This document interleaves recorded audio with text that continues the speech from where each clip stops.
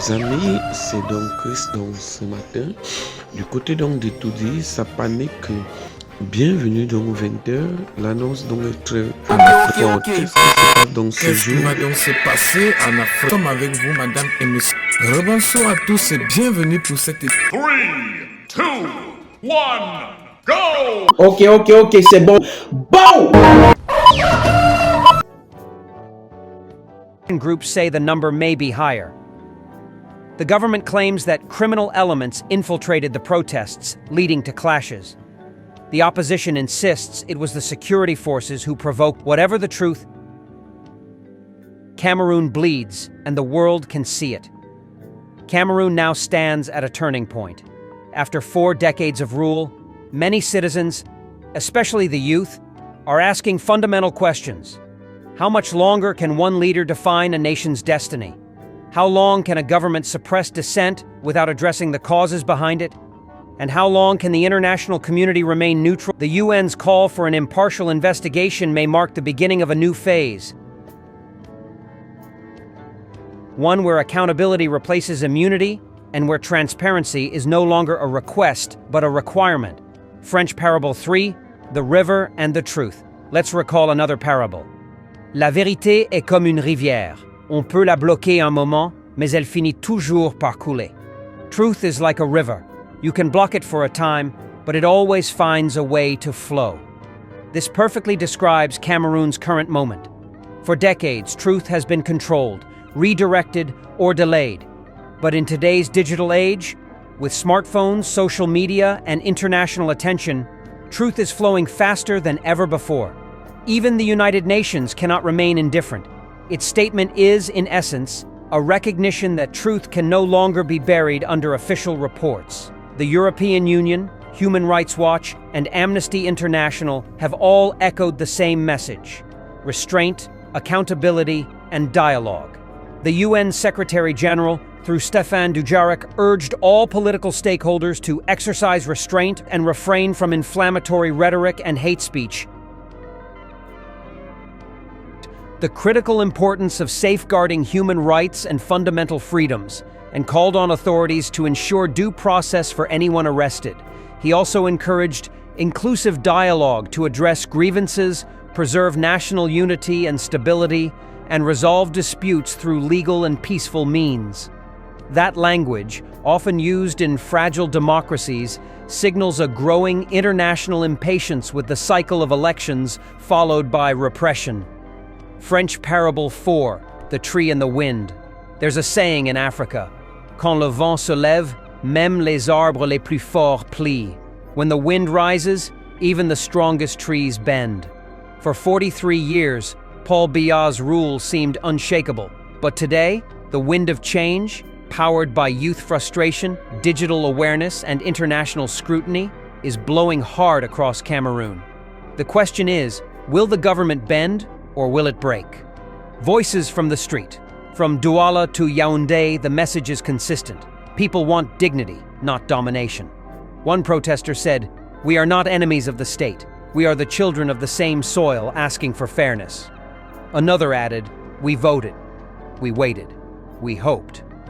And now we are being punished for believing these words cut deep because they represent more than opposition rhetoric. They represent a collective yearning for justice and renewal.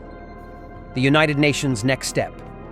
Diplomatically, the UN's next move will be critical. A thorough and impartial investigation could mean sending observers, demanding access to evidence, or partnering with regional organizations like the African Union or ECOWAS. If such an investigation proceeds, it could expose not only what happened during the election, but also deeper systemic issues: electoral manipulation, censorship, and the use of state machinery to control outcomes. This could become Paul Biya's greatest political test yet: the broader message to Africa. Across Africa, this story resonates. From Zimbabwe to Chad, from Sudan to Gabon, the question of electoral integrity and leadership longevity continues to define political transitions. Cameroon's crisis is not isolated. It is part of a broader continental conversation about what democracy means in the 21st century. And as Intervlog observes, The UN's decision not to congratulate Biya may encourage citizens elsewhere to demand higher standards of transparency. French Parable 5, The Mirror of Time. Le temps est un miroir où les rois voient leur vérité. Time is a mirror where kings see their truths. After 43 years in power, Paul Biya now faces that mirror. What he sees, whether legacy or failure, will depend not on speeches, but on how he handles this moment of reckoning. Because in the end, power is not about how long one reigns, but how one's reign is remembered. As the United Nations, the European Union, and human rights groups press for accountability, Cameroon's government stands at a moral crossroad. Will it open its doors to investigation, dialogue, and reform, or will it close them and risk deeper isolation? For the people of Cameroon, this is not just about politics. It's about dignity, justice, and the future of their children. Here at Intervlog, we believe journalism should not predict, it should reveal. And what we see today in Cameroon is revelation after revelation. The old guard faces new realities. The silent are speaking, and the world, for once, is listening. As the French say, l'histoire ne ment jamais. History never lies. And perhaps for Paul Biya, history has begun to speak. This has been Intervlog, Africa's window to itself and to the world. Stay tuned, stay informed, and remember, truth is the most powerful headline. This is the end of our program today. See you on Intervlog, same time tomorrow. Thanks for watching. Please like and subscribe to my channel and press the bell icon to get new video updates. Thank you for watching Intervlog. Thank you. Condition d'esclave. Un esclave heureux est très dangereux pour les luttes de liberté. Ben, c'est lui qui vous dit, ah non, on peut ramper quand même. Hein, son maître lui a donné une petite maison dans un coin de la cour pour qu'il surveille bien les patates et les pastèques et tout. Il croit qu'il lui est arrivé quelque chose d'extraordinaire. Donc ils ont déchiré le tissu social en mode Bamileke, on jette en brousse et tout. Ils ont dressé même les Bamileke contre Maurice Kamto, comme ils essaient de dresser les nordistes contre Issa Djegouma Bakary. C'est une politique de destruction de la société. C'est une politique de destruction de la société. Et juste derrière, maintenant, c'est que les Babana. Maintenant, non, oh, les Babana. Si vous entrez dans les commissariats partout à Douala maintenant, là, vous allez voir les nordistes, on les kidnappe partout dans les quartiers. Ils kidnappent les nordistes dans les quartiers pour éviter qu'ils se lèvent demain pour aller manifester. Donc, ils font des arrestations prévisionnelles. Ils font des arrestations prévisionnelles. Donc, on attrape les enfants dans les rues pour aller les enfermer dans les cellules pour qu'ils ne viennent pas manifester demain. Ils les appellent les Babana. Donc, c'est ça que Charlemagne Messanga Nyamding a sorti. Il a posé sur la table en disant, voilà pourquoi c'est que eux, au niveau du RDPC et du gouvernement, ils ont organisé à Paul Biya un coup d'état scientifique parce que la seule personne qui perd dans là, c'est Paul Biya et lui, le biaïste, Messanga Nyamding. Donc, il est dans l'avion, il est en train de descendre maintenant à Yaoundé ou à Douala. Il sera pris, hein, tu seras pris, Messanga, ne t'inquiète pas.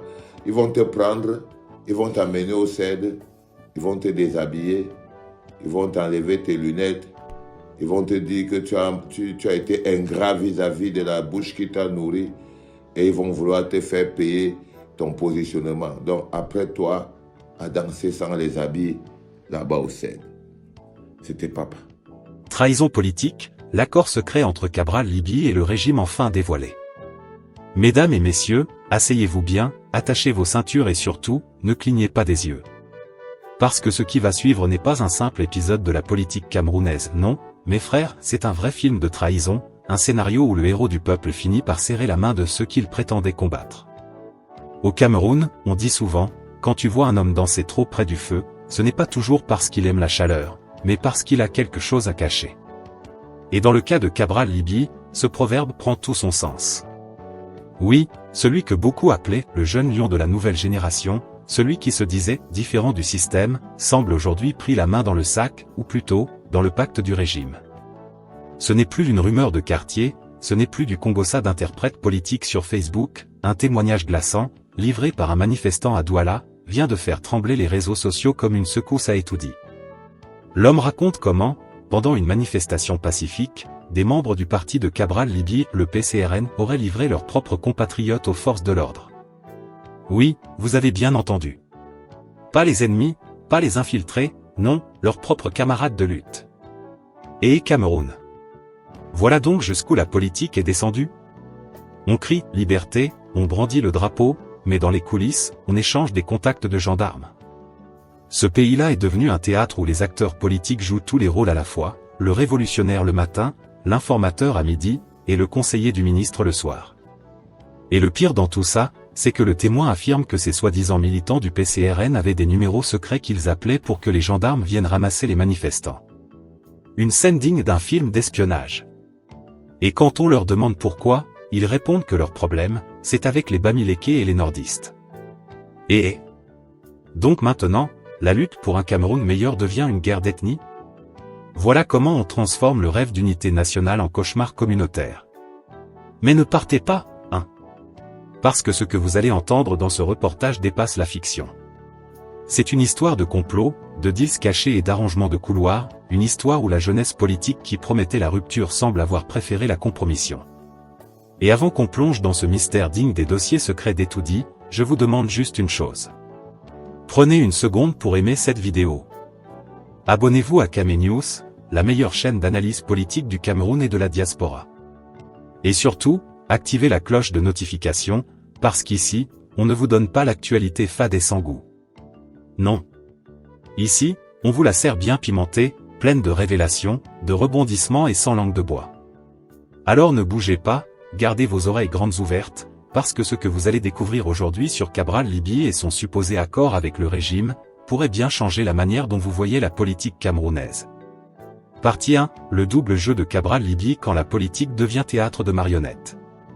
À mes chers abonnés de Camé News, asseyez-vous bien, prenez votre tasse de foléré ou votre morceau de tapioca, parce que ce qu'on va décortiquer ici, c'est du haut niveau dans l'art du faux type à la camerounaise. Oui, vous avez bien entendu, faux type, comme on dit chez nous quand quelqu'un joue à être le sauveur du peuple, mais finit par danser au rythme du régime qu'il prétend combattre. Parce que voyez-vous, dans ce Cameroun de 2025 où les politiciens changent de couleur plus vite que les caméléons du Mundi, Cabral Libye, le président autoproclamé des « jeunes conscients », semble avoir franchi la ligne rouge. Le monsieur qui criait hier à tue-tête « Je suis la nouvelle génération », voilà qu'on l'accuse aujourd'hui d'avoir passé un accord secret avec le régime de Yaoundé. Un pacte dans l'ombre, une alliance digne d'un film nigérian version « Trahison politique volume 7 ». Et comme par hasard, c'est encore un témoignage sorti tout droit du terrain qui met le feu aux poudres. Un citoyen, manifestant pacifique à Douala, raconte que des membres du PCRN, le parti de Cabral Libye, auraient livré leurs propres compatriotes aux gendarmes. Oui, vous avez bien entendu, pendant que le peuple criait « liberté », certains livraient leurs camarades aux forces de l'ordre, comme si on était dans une série d'espionnage à la sauce camerounaise, mission PCRN impossible, dénoncer ton voisin pour survivre. Et là, le choc, mes frères. L'homme arrêté d'y avoir échappé de justesse grâce à la langue bassa qu'il parlait parfaitement. Et Cameroun. Donc maintenant, pour survivre à une manifestation, il faut parler la langue du clan dominant? On pensait que c'était la carte d'électeur ou la constitution qui protégeait le citoyen, mais apparemment, c'est le dialecte local qui sauve la vie. Mais attendez seulement, le plus croustillant arrive. Le témoin raconte que les sympathisants du PCRN appelaient des numéros mystérieux, et quelques minutes plus tard, bam! Les gendarmes débarquent. C'est-à-dire que c'était bien organisé, comme un vrai service de renseignement parallèle. Une opération, coup de filet made in PCRN, avec des infiltrés, des dénonciateurs, et peut-être même des bonus pour chaque manifestant livré. On dirait un mauvais sketch, mais au Cameroun, le théâtre politique est plus comique que le cinéma. Et quand le témoin leur demande pourquoi ils font ça, devinez la réponse. Ils disent que leur problème, c'est avec les Bamileke et les nordistes. Ah. Donc la politique devient maintenant affaire d'ethnie? Le combat pour la vérité des urnes se transforme en règlement de compte tribal? Voilà comment on passe du slogan « Cameroun c'est pour tous » à « Cameroun c'est pour ceux de mon village ». Et oui, c'est ça la nouvelle logique politique du pays de Paul Biya, on divise pour mieux se vendre. Mais attendez, chers abonnés, là où le sel devient piment, c'est que Cabral Libye, lui, reste muet comme une tombe. Pas un communiqué, pas une mise au point, pas même un « je condamne ». Silence radio. Et comme on le dit souvent chez nous, quand tu vois quelqu'un se taire alors qu'on parle de lui, c'est qu'il compte d'abord ses avantages avant de répondre. Et c'est là qu'on comprend que le jeu politique au Cameroun n'est plus une affaire d'idéologie, mais de positionnement stratégique. Cabral Libye, qui se présentait comme le porte-voix des oubliés, serait-il devenu le messager discret du régime? Celui qui parle le langage du peuple en public, mais signe les papiers dans les couloirs du pouvoir? Dans tous les cas, mes chers téléspectateurs, ce qui est sûr, c'est que le peuple camerounais n'est plus dupe. Parce qu'à force d'être trahi par ceux qui crient « justice », le matin et dînent avec le régime le soir, les Camerounais commencent à développer un instinct politique plus fort que les détecteurs de mensonges du FBI. Alors je vous pose la question. Que pensez-vous, vous, de cette affaire? Croyez-vous que Cabral Libye est vraiment tombé du côté du régime? Ou bien pensez-vous qu'on cherche à salir un jeune qui dérange l'ordre établi? Dites-le moi dans les commentaires, parce que cette histoire, c'est du lourd, du très lourd. Et surtout, abonnez-vous à Camé News, la seule chaîne où on dit les choses telles qu'elles sont, avec le rire au bout des lèvres mais la vérité dans le cœur. Partie 2, le contexte politique, quand Cabral Libye joue à la chaise musicale avec le régime. À Cameroun. Le seul pays au monde où même l'opposition a parfois du mal à s'opposer. Tu ne sais plus qui combat qui, ni qui collabore avec qui. Un jour, les gens marchent contre le régime, le lendemain, tu les vois en photo avec les ministres au Hilton, en train de sourire comme si la vie politique était une cérémonie de mariage sans fin. Et dans cette confusion digne d'un sketch de Fingon Tralala, voilà que surgit le nom de Cabral Libye, député et président du Parti camerounais pour la réconciliation nationale, PCRN. Un homme jeune, éloquent, parfois brillant, souvent déroutant, et désormais cité dans un témoignage explosif où certains de ses partisans sont accusés d'avoir livré des manifestants aux forces de l'ordre. Ah oui, mes chers abonnés de Camé News, le Cameroun ne manque jamais d'épisodes rocambolesques.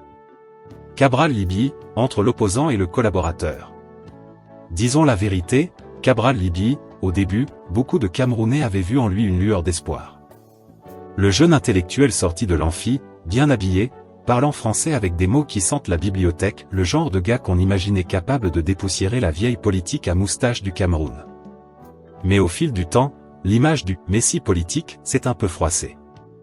Député à l'Assemblée nationale, il s'est retrouvé à siéger parmi ceux qu'il critiquait hier. Et depuis, le public observe et soupire. Parce qu'au Cameroun, quand tu passes trop de temps à Bastos, on finit toujours par se demander si tu es encore de l'opposition ou déjà en stage d'intégration au RDPC. Et le comble, c'est que chaque fois qu'un scandale éclate, on voit toujours des doigts se pointer vers le PCRN comme s'il détenait le manuel secret de la confusion politique.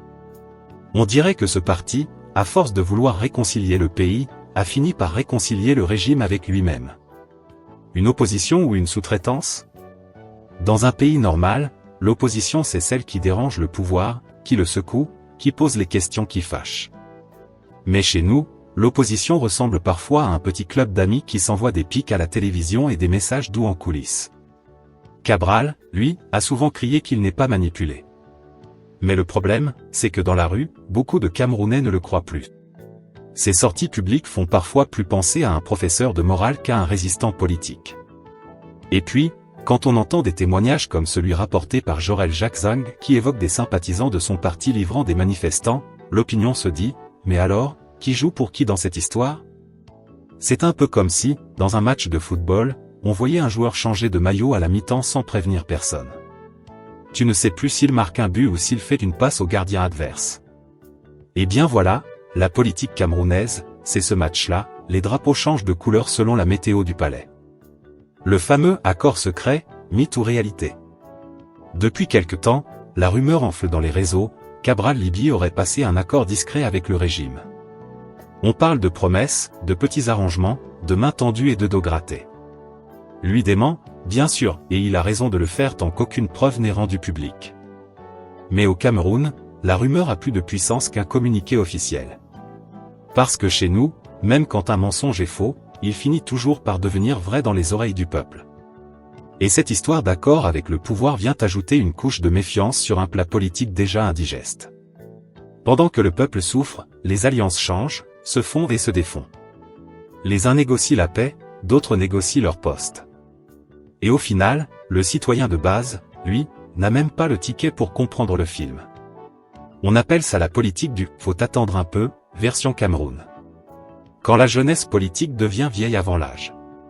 Cabral Libye, c'est aussi le symbole d'une génération qu'on croyait différente. On disait, voici les jeunes, ils vont changer le système. Mais à force de vouloir plaire à tout le monde, le peuple d'un côté, le pouvoir de l'autre, on finit par déplaire à tout le monde.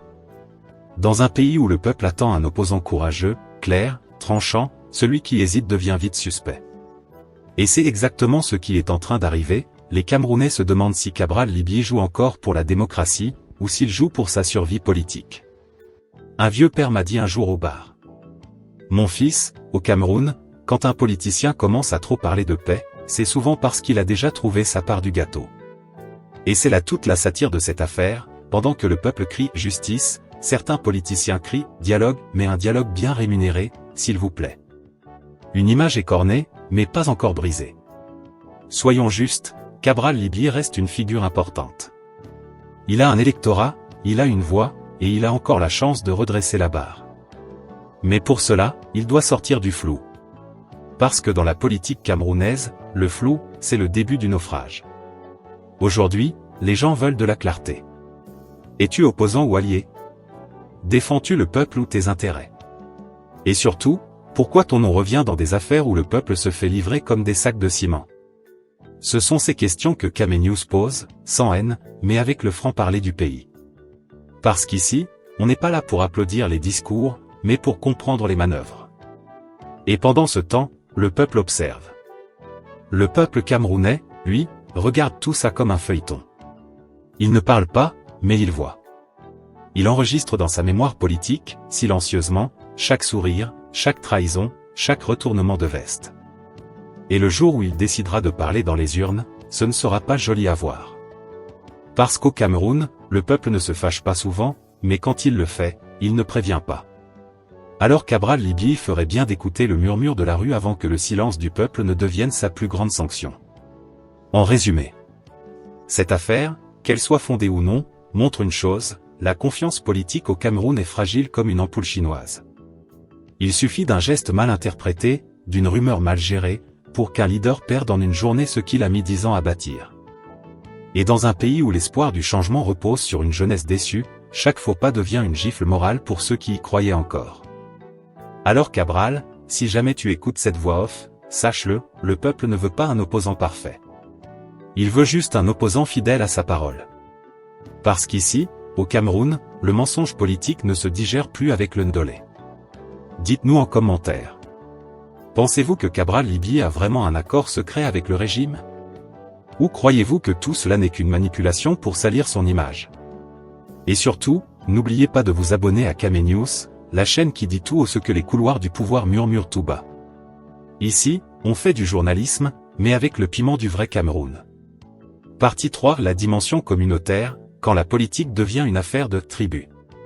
À Cameroun, pays où même quand tu veux revendiquer ton droit à respirer, on te demande d'abord ton village avant de t'écouter. Ici, tout devient vite une histoire de tribu, même la vérité des urnes. Et c'est là, mes chers abonnés de Camé News, que le témoignage rapporté par Jorel Jacques Zang vient heurter le bon sens. Parce que selon le narrateur, certains individus, présentés comme des sympathisants du PCRN, auraient affirmé que leur problème, ce n'était pas la manifestation en elle-même, ni les revendications citoyennes, mais les Bamileke et les nordistes, qui seraient venus, avec le slogan. Oui, vous avez bien entendu. Donc dans une marche pour la démocratie, on trouve encore le moyen de distribuer les coups selon la carte d'identité tribale. Et là, on se regarde entre Camerounais et on se demande, on va où comme ça? Quand la politique devient un championnat tribal. Au lieu que le débat soit sur la gouvernance, la justice, l'alternance, le pain et l'eau potable, on se retrouve à parler de « toi tu es d'où? Ton accent vient de quel coin ?» Le plus tragique, c'est que ce virus-là, oui, un vrai virus social ne vient pas du peuple en bas, mais souvent des élites politiques qui, incapables de convaincre par leurs idées, préfèrent jouer la carte du clan. Et le peuple, lui, naïf et souvent fatigué, tombe dans le piège comme une mouche dans le miel. Au marché, on commence à dire « Ah, ce parti-là c'est pour les gars du Nord, ce candidat-là, c'est pour les Bamileke. » Mais attendez. Depuis quand la carte d'électeur a remplacé la carte nationale d'identité? C'est ce genre de mentalité qui fait qu'on marche à reculons. Pendant que d'autres nations construisent des ponts, nous, on construit des barrières dans nos têtes. la stratégie classique du « diviser pour mieux régner ». Vous voyez, cette affaire de tribu dans la politique camerounaise, c'est vieux comme la moustache du lion de Mvomkara. Chaque fois que les choses commencent à chauffer, chaque fois que le peuple commence à se lever ensemble, hop, on sort la carte ethnique comme un joker magique. Les discours deviennent du genre, ce sont les gens de telle région qui veulent prendre le pouvoir, ou bien eux, ils sont trop nombreux, ils veulent dominer le pays. Et voilà comment, pendant que les uns s'insultent sur Facebook, ceux qui tirent les ficelles comptent les profits et coupent le gâteau tranquillement à étourdi. C'est une vieille recette, mes frères et sœurs. Même le colon l'avait déjà utilisée avant l'indépendance, opposer les uns aux autres pour mieux contrôler tout le monde. Et aujourd'hui encore, cette stratégie marche à merveille, parce que tant qu'on se regarde comme des étrangers entre nous, on ne regarde plus ceux qui nous pillent au sommet. L'absurdité à la camerounaise. Imaginez un peu la scène. Tu es en train de marcher pour réclamer la transparence électorale, et ton voisin de pancarte te regarde en coin pour te demander si ton nom finit par « et » ou par « a ». Toi tu dis « c'est la démocratie qu'on veut », lui il répond « oui, mais pas avec les gens de chez vous ». Non, mais vraiment, on dirait une blague du quartier Mvogada. On a transformé les luttes politiques en compétition ethnique. Et pendant ce temps, le Cameroun reste dans le même film, routes trouées, hôpitaux sans médicaments, écoles sans bancs. Mais au lieu de chercher le vrai responsable, on s'insulte entre villages comme si c'était l'autre qui avait volé le budget du ministère. C'est ce que j'appelle la bêtise stratégique nationale, on se bat entre victimes pendant que les vrais coupables trinquent au champagne. Une question de maturité politique. La vérité, chers abonnés, c'est que le Cameroun n'aura jamais d'opposition forte tant qu'on laissera les querelles communautaires polluer le débat. Parce qu'un peuple divisé ne peut pas demander des comptes. Et c'est pour cela que les vrais manipulateurs adorent entretenir ces tensions, ils savent qu'un peuple qui se méfie de son frère ne fera jamais front commun pour réclamer la justice. Quand tu es du centre, du nord, du littoral ou de l'ouest, tu bois la même eau sale, tu subis la même hausse des prix, tu attends le même bus en retard. Mais curieusement, dès qu'il faut manifester ensemble, on devient soudain des adversaires ethniques. C'est ça la grande ironie de notre pays, la souffrance est nationale, mais la colère, elle, devient régionale. Ce qu'il faut retenir. Ce témoignage, qu'il soit exact ou exagéré, doit nous servir d'avertissement collectif. Parce que si un jour la politique finit par creuser un fossé entre communautés, c'est fini, plus de nations, plus de paix, plus de Cameroun. On ne peut pas revendiquer la vérité des urnes tout en cultivant le mensonge du tribalisme. On ne peut pas crier « justice » tout en jetant la pierre sur un frère parce que son nom ne sonne pas comme le nôtre. La démocratie, mes amis, ce n'est pas la guerre des origines, c'est la guerre contre l'injustice, la corruption et le mensonge institutionnalisé. Alors oui, il faut condamner ces propos s'ils sont avérés, mais surtout il faut se regarder dans le miroir. Parce que le vrai danger n'est pas le voisin d'en face, mais le petit démon qu'on laisse parler dans nos têtes chaque fois qu'on dit « au lieu de dire « nous ». En résumé, mes chers abonnés de Kame News, cette affaire est un test pour nous tous. Allons-nous continuer à marcher les yeux fermés, guidés par la rancune tribale? Ou allons-nous enfin ouvrir les yeux et comprendre que la vraie bataille, c'est celle du peuple uni contre la manipulation? Le Cameroun, ce n'est pas un puzzle de tribus, c'est une chanson à plusieurs voix. Et si chacun chante sa partie sans jalousie, le monde entier dansera sur notre harmonie. Alors dites-nous en commentaire. Est-ce que vous aussi, vous sentez que la politique divise trop les Camerounais selon leurs origines? Pensez-vous qu'un jour on aura une opposition qui dépasse les barrières ethniques? Parce que chez Kame News, on ne vend pas la haine, on sert la vérité, mais toujours avec le piment du pays. Partie 4, les conséquences et les pistes d'action, quand la politique devient un marché de dupes. À Cameroun, mon beau pays des grandes surprises. Ici, même la trahison a souvent un badge officiel et une photo 4x4 sur fond tricolore. On ne sait plus qui est contre qui, ni qui manifeste pourquoi. Chacun joue son propre film dans un scénario où le peuple, lui, reste le figurant principal, payé en poussière et en illusion. Parce que soyons clairs, si ces accusations venaient à être confirmées, je dis bien si, cela dépasserait la simple histoire de quelques militants mal inspirés. Ce serait un véritable coup de massue sur la tête déjà chauve de la crédibilité politique au Cameroun. Imaginez un peu, des gens qui marchent pour la vérité des urnes, arrêtés par leurs propres camarades de lutte. Et bien là, ce n'est plus de la politique, c'est du théâtre comico-tragique digne de la troupe Les Désemparés de Yaoundé. Première conséquence, la confiance fout le camp. Dans un pays où la confiance politique tient déjà sur un fil plus mince que la ficelle d'un sac de Gary, une affaire pareille ferait l'effet d'une lame de rasoir.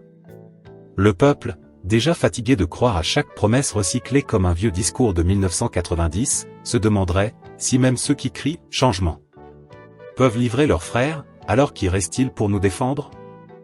Les opposants se tireraient dans les pattes, les partisans du régime applaudiraient en coulisses, et pendant ce temps, les Camerounais normaux, eux, continueraient de courir après la sauce tomate à 1000 FRS.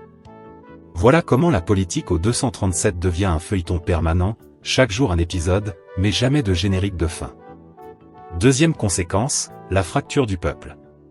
Si ce genre d'histoire se propage sans qu'on la clarifie, on court droit vers ce que les anciens appelaient le grand désordre du ventre. Parce que les gens, au lieu de s'unir contre le vrai problème, la misère, le chômage, la corruption, vont commencer à se méfier les uns des autres. On ne regardera plus si tu marches pour la démocratie, on regardera si ton accent vient de Bafoussam, Garoua ou Ezeka. Et ça, c'est dangereux. Parce que quand on commence à diviser le peuple sur la base de l'ethnie, c'est comme si on arrosait la braise avec de l'essence. L'histoire de notre continent l'a déjà prouvé, les guerres les plus absurdes sont nées de simples phrases lancées à la légère. Et pourtant, ce Cameroun-là a toujours su rire ensemble, même dans la galère. Ne laissons pas la manipulation tuer notre plus grande richesse, notre humour collectif. Troisième conséquence, le régime se frotte les mains. Et oui. Pendant que les opposants s'entre-déchirent à coups de statuts Facebook et de posts incendiaires, le pouvoir, lui, regarde la scène depuis le palais comme on regarde une comédie gratuite. On peut presque entendre la voix dans les couloirs. Laissez-les se battre entre eux, ça nous économise les gaz lacrymogènes. C'est comme si on leur offrait une victoire sans même qu'ils bougent le petit doigt. Pendant que les uns s'accusent de trahison, les autres signent tranquillement les décrets et préparent les prochaines élections avec la bénédiction du temps. Voilà comment une opposition mal soudée devient le plus grand allié de ceux qu'elle prétend combattre. Et maintenant, que faire? Parce qu'à Kamenius, on ne fait pas que critiquer, on propose aussi. Et nos propositions, elles sentent le bon sens, pas la poussière des discours creux. D'abord, la vérification. Quand un témoignage aussi explosif sort, il faut qu'une structure indépendante fasse la lumière, recouper les faits, identifier les témoins, confronter les versions. Pas pour accuser, mais pour savoir. Parce que la vérité, même si elle dérange, est toujours moins dangereuse que le mensonge entretenu. Ensuite, la protection citoyenne. Il faut qu'on arrête d'envoyer les jeunes se faire cueillir comme des mangues vertes pendant que les politiciens boivent leur champagne à Bastos. Chaque mouvement doit avoir une cellule de vigilance, des avocats volontaires, des caméras pour documenter. Que plus jamais un manifestant ne disparaisse sans trace dans les mailles du système. Enfin, la responsabilité politique. Si un parti découvre que certains de ses membres ont joué un jeu trouble, qu'il parle haut et fort. Qu'il les suspende, qu'il communique. Parce que se taire, dans ce genre d'affaires, c'est approuvé en silence. Et dans ce pays, le silence a déjà trop fait de victimes. En résumé, chers abonnés de Kamenius, cette histoire, qu'elle soit vraie, déformée ou manipulée, nous rappelle une chose, au Cameroun, la politique est devenue une partie d'échecs où le peuple sert souvent de pion. Mais à force de jouer avec le feu, certains risquent de se brûler les doigts et les ambitions. Et vous alors? Si demain un camarade de lutte vous livrait à la gendarmerie, que feriez-vous? Vous tourneriez la page ou vous tourneriez la table? Dites-le nous en commentaire. La victoire du candidat Paul Biya. Et là, votre candidat, Issa Tiroma Bakari, parle toujours de mascarade. Alors c'est une grosse mascarade, mais avant ça, j'aimerais qu'on ait une pensée pour ceux-là qui sont tombés, parce qu'au moment où nous sommes en train de parler, il y a des jeunes qui sont tués dans nos rues, et cette fois-ci, c'est véritablement une pensée qui vient du fond du cœur, et qui n'a rien à voir avec ce que Paul Biya a déclaré. Alors, pour celles qui représentent le RDPC sur ce plateau, est-ce que vous êtes content de dire que votre candidat a gagné au moment où on est en train de tuer des jeunes dans les rues? Vous êtes contente, Madame Foula? Vous vouliez rendre hommage à vos compatriotes qui sont tombés. Oui, mais nous avons... Décidément, c'est une habitude chez vous. Décidément, c'est une habitude chez vous. On vous pose une question. Madame, les gens sont on en vous train pose de mourir une au question Cameroun. et Les vous gens sont en train de répondez par mourir, la madame. polémique. Répondez à la question, monsieur Sika. Les gens sont en train de mourir. Répondez à la question. Est-ce que Vous avez êtes fait content d'une semblant victoire? de vous Si vous avez incliner donc gagné. devant la mémoire des jeunes. Je n'ai pas fait Répondez à la semblant. question. Ça vient du fond du cœur. Ça n'a rien à voir avec ce que Et vous avez M. bien Biya a fait. déclaré. Et vous avez bien fait. On l'a déjà fait, n'est-ce pas? Vie perdue est une vie perdue de trop. On va dire ça comme ça. Il n'y a pas de raison que des gens meurent parce qu'on fait une élection. Surtout pour un vieillard de 93 ans. Alors, qui sacrifie la vie des voilà. jeunes. Et les sages ont parlé ce 27 octobre. Ce ne sont pas des sages. Vous parlez de la Conseil oui, constitutionnel. mais dans tous les pays, les membres du Conseil constitutionnel sont appelés des sages. Et le Cameroun ne va pas faire exception, en tout cas. Pour nous, les victimes. Selon moi, bien le sûr, Cameroun je respecte cela, ne monsieur fait Tombé. pas Je le exception, respecte, puisqu'on mais nous, les respecte victimes, les juridictions. Les pauvres, ceux qui ont Alors, dit, dites-nous pourquoi vous ceux-là ne continuez peuvent pas. toujours de parler de mascarade. Bertrand Parce que Sikaki. le président Tiroma, qui est ici, je rappelle, le candidat du peuple, a les vrais PV qui n'ont rien à voir avec cette mascarade qu'on voit là. Le président Tiroma, le peuple camerounais a voté pour le candidat Tiroma, et ce qui est en train de se passer est une grosse mascarade. Nous avons les PV des 18 bureaux de vote, des 18 régions les plus importantes qui font 80% ici de l'électorat. Donc on ne peut pas venir nous sortir comme le prétexte la dernière fois, il faut attendre le résultat des 31 000 bureaux de vote et tout. Vous vivez dans un pays sérieux, la France, d'autres pays, et même d'ailleurs laissons la France, on va prendre des pays africains, le Nigeria qui a 300 millions d'habitants, ils ont des dizaines de millions de gens inscrits, au bout de 2-3 jours au Nigeria, on a les résultats. Au Cameroun, on a pris 2 semaines, le temps de falsifier les PV, vous avez vu vous-même les images sur les réseaux sociaux où des gens assis dans des bars, ils falsifient des PV. Et ce sont ces PV qui ont été lus là. Ce n'est pas là les PV du peuple camerounais. Donc c'est une mascarade. C'est pour ça que le candidat du peuple, Issa Tiroma Bakari, parle de mascarade. Qu'attendiez-vous au fond du Conseil constitutionnel? Vous n'avez pas saisi le Conseil constitutionnel. Vous n'avez saisi le Conseil constitutionnel d'aucun recours. Vous attendiez quoi? Puisqu'on connaissait déjà le résultat du Conseil constitutionnel, le président Kamto du MRC est allé là-bas en 2018. Qu'est-ce que ça a donné? Il est allé lors des élections 2018, gagné par M. Kamto. La victoire du peuple a été volée. Donc le président Issa Tiroma Bakari, qui représente actuellement le peuple camerounais, a eu le temps d'anticiper. D'ailleurs, il a fait... Madame, s'il vous plaît, juste que je termine. Monsieur Tiroma a signé le code de bonne conduite de l'élection. Avant de se présenter, donc il savait que sa victoire allait être volée. Vous voulez parler du code électoral, pour moi c'est un torchon. Non, je suis désolé, je n'en parle même pas. La rhétorique ne fonctionne pas. J'étais juste en train de terminer. Alors, terminez rapidement, chutez rapidement, on va avancer dans cette émission. Le peuple camerounais s'est exprimé massivement. En Côte d'Ivoire, les résultats sont déjà là, au bout de 2-3 jours, alors que voilà, vous connaissez, ils ont voté. On ne va pas refaire ce débat. On sait que ces 2 semaines, le Conseil constitutionnel s'est prononcé ce 27 octobre. Vous contestez toujours les résultats définitifs tels que proclamés, pardon. Évidemment. Parce que ça ne reflète pas le verdict des urnes. On va avancer, Madame Lehmann, très rapidement. Voici ce que dit ce 27 octobre, Madame Lehmann. Fouda, Grégoire Onan, le ministre Grégoire Onan. Percée, mais une conscience collective qui se lève, une énergie difficile à contenir. L'ombre du changement plane sur le palais présidentiel, tandis que les rues vibrent au rythme des slogans. Et pourtant, ce qui rend cette crise différente, c'est cette étrange harmonie entre le peuple et une partie de l'armée.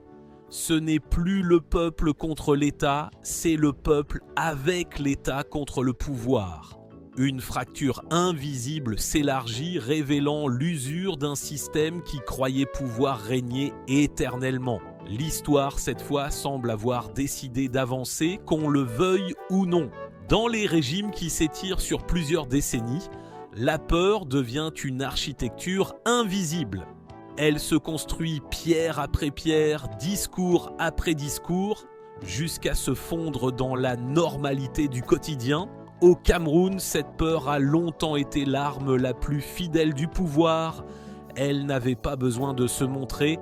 Elle vivait dans les regards baissés, dans les silences prudents, dans ses conversations qui s'interrompent dès qu'un nom est prononcé trop fort. Mais aujourd'hui, quelque chose s'est fissuré. Cette peur qui servait de ciment au régime commence à se déliter. Chaque manifestation, chaque slogan crié, chaque vidéo partagée sur les réseaux agit comme une étincelle. Ce n'est plus une simple protestation électorale, c'est un processus de désenvoûtement collectif. Pendant des années, on a dit aux jeunes qu'ils étaient impuissants, qu'aucun changement n'était possible, que le système était trop fort. Et soudain, les mêmes jeunes voient les militaires refuser d'obéir à des ordres jugés injustes. Cette simple image ébranle tout un imaginaire politique.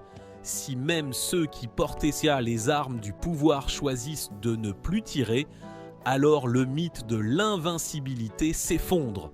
Dans les cercles diplomatiques, on parle d'instabilité. Mais ce mot, souvent utilisé pour condamner, cache une vérité plus profonde. L'instabilité n'est parfois que le cri d'un peuple qui se remet debout. Ce que le monde appelle désordre peut être en réalité le retour du souffle vital dans un corps endormi. Face à cela, le pouvoir hésite. Réprimer, dialoguer, se taire. Chaque décision comporte un risque, car dans ce moment fragile, le moindre geste peut déterminer si l'histoire s'écrira dans la paix ou dans le sang. L'histoire de l'Afrique contemporaine est jalonnée de moments où le destin d'une nation bascule en quelques jours. Ce qui se joue aujourd'hui au Cameroun n'est pas un épisode isolé, c'est un écho d'un mouvement plus vaste qui traverse le continent, du Sahel jusqu'à l'océan Indien.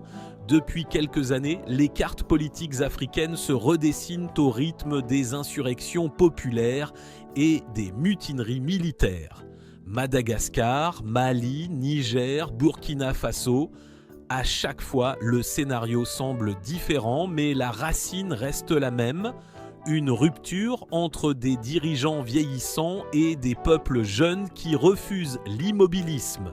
Le Cameroun, longtemps perçu comme une forteresse de stabilité dans la région, voit maintenant cette image se fissurer pendant que les chancelleries étrangères observent avec prudence. Les populations voisines regardent avec fascination, car au-delà des frontières, un message se diffuse. Si un peuple parvient à briser le cycle de la peur, d'autres peuvent suivre. C'est ce que redoutent les régimes autoritaires et ce que redécouvrent les sociétés civiles africaines, la contagion du courage. Les observateurs internationaux évoquent un effet domino, mais ils oublient souvent que cet effet ne naît pas du hasard, il naît d'un même sentiment de dépossession. La jeunesse africaine, majoritaire mais marginalisée, voit ses espoirs se heurter à des systèmes politiques figés dans le temps. Le Cameroun devient alors un miroir tendu à toute une génération, celle qui veut enfin être actrice de son propre récit. Historiquement, les armées africaines ont souvent été instrumentalisées comme boucliers des régimes. Mais la tendance s'inverse peu à peu de Bamako à Antananarivo. Elle découvre qu'en se rangeant du côté du peuple, elle gagne une légitimité nouvelle. Ce basculement idéologique, lent mais profond, reconfigure l'équilibre des forces sur tout le continent. Et c'est ce souffle que l'on sent aujourd'hui dans les rues camerounaises, un souffle qui pourrait à terme redéfinir la notion même de pouvoir en Afrique. Dans les ruelles étroites de Douala, la révolution n'a pas de costume ni de drapeau officiel. Elle porte des sandales usées, des mains calleuses et des visages marqués par la fatigue. Le vacarme des mototaxis se mêle au chant des manifestants. Ici, ce ne sont pas des héros abstraits, ce sont des étudiants, des mères, des anciens soldats, des vendeuses de marché, tous unis par une même pulsation, celle du refus. Sous un soleil implacable, une jeune femme lève un carton griffonné. 43 ans, c'est assez. Autour d'elle, des regards se croisent, pleins d'une émotion contenue.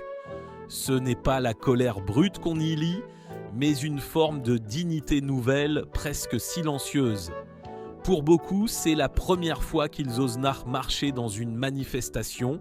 Ils savent les risques. Ils ont vu d'autres tomber, d'autres disparaître, et pourtant, ils avancent. Parce qu'à ce stade, la peur a perdu son emprise. Dans une caserne de province, un jeune caporal observe la foule depuis la grille. Il a reçu l'ordre de disperser les manifestants, mais son fusil reste baissé. Dans sa tête, deux loyautés s'affrontent, celle de l'uniforme et celle du sang de sa propre famille au milieu de la rue. Quand il voit sa sœur brandir un drapeau improvisé, son choix devient évident. Ce geste simple et silencieux vaut un manifeste. Les rues du Cameroun vibrent d'une énergie contradictoire. La tension et l'espoir s'y mêlent, l'angoisse et la fierté s'y confondent. C'est une révolte sans chef, une onde portée par des milliers d'âmes. Chaque cri lancé contre le pouvoir est aussi une prière adressée à l'avenir. Dans les regards des plus jeunes, on lit cette conviction: si ce régime tombe, ce ne sera pas grâce à la violence, mais grâce à la persévérance d'un peuple qui, pour la première fois depuis longtemps, se sent vivant. Chaque nation traverse tôt ou tard un moment où le destin collectif se confronte à la conscience individuelle. Le Cameroun semble vivre cet instant. Ce n'est plus seulement une question de politique, ni même de pouvoir, c'est une épreuve d'âme. Quand un peuple se dresse après 43 ans de silence, ce n'est pas un hasard, c'est une nécessité historique. Ce genre de soulèvement n'est pas planifié, il germe dans le cœur des hommes, mûrit dans le silence des humiliations accumulées, puis surgit avec la force d'un instinct vital. Ce que l'on observe aujourd'hui, c'est moins une rébellion qu'un réveil spirituel. Les jeunes qui descendent dans les rues ne réclament pas seulement des élections justes, ils exigent une réconciliation avec eux-mêmes, avec leur dignité confisquée. Ils ne veulent plus être spectateurs d'un pays figé, mais artisans d'un nouveau récit. Ce changement, avant d'être politique, est intérieur. Il commence dans le regard de celui qui cesse de croire que tout est perdu. Le pouvoir, lui, ne comprend pas toujours cette mutation silencieuse. Il croit encore pouvoir éteindre le feu par la peur, sans voir que la peur a changé de camp. Car quand la conscience d'un peuple s'élève, aucune matraque ne peut la contraindre. La force brutale échoue toujours face à la clarté intérieure. Ce n'est pas un hasard si l'on parle de lumière pour évoquer la lucidité. Elle éclaire sans bruit, mais elle dissipe l'obscurité avec une puissance irrésistible. Ce qui se joue donc au Cameroun dépasse les frontières. C'est un miroir tendu à tous les peuples qui, depuis trop longtemps, ont appris à plier. Ce mouvement, dans son essence la plus pure, nous rappelle une vérité simple. La liberté ne se conquiert pas, elle se reconnaît. Et lorsqu'un peuple se reconnaît enfin libre, aucun pouvoir terrestre ne peut le ramener à l'obéissance d'hier. Le monde observe, mais le monde hésite. Les chancelleries occidentales publient des communiqués prudents, les institutions régionales restent silencieuses, comme si le Cameroun vivait une tempête dans l'indifférence générale. Pourtant, derrière ce mutisme diplomatique, chacun mesure la portée du moment, car ce qui se joue ici, au cœur de l'Afrique centrale, n'est pas un simple affrontement politique, c'est la mise à l'épreuve d'un modèle, celui des États figés dans le temps, où la stabilité se confond avec l'immobilisme. Le Cameroun, longtemps perçu comme un pilier de la région, devient malgré lui un laboratoire. Dans les coulisses, les puissances étrangères scrutent les événements avec calcul. Certains y voient une opportunité d'influence, d'autres une menace pour leurs intérêts. Les multinationales qui exploitent le sous-sol camerounais, les diplomates qui redoutent l'incertitude, les voisins qui craignent la contagion politique, tous savent qu'un simple basculement à Yaoundé pourrait redessiner la carte du pouvoir en Afrique. Et au milieu de ces stratégies, une vérité demeure. La volonté d'un peuple ne se négocie pas. Ce n'est ni Washington, ni Paris, ni Pékin, ni Moscou qui décideront de l'avenir du Cameroun. Ce sera la rue, cette grande agora improvisée, où chaque cri, chaque pas, chaque main levée façonne un destin collectif. Ce pays, autrefois prisonnier de son passé, s'avance désormais vers l'inconnu, un inconnu chargé d'angoisse mais aussi d'espérance. Car parfois c'est dans la nuit la plus dense que les nations trouvent enfin leur aube,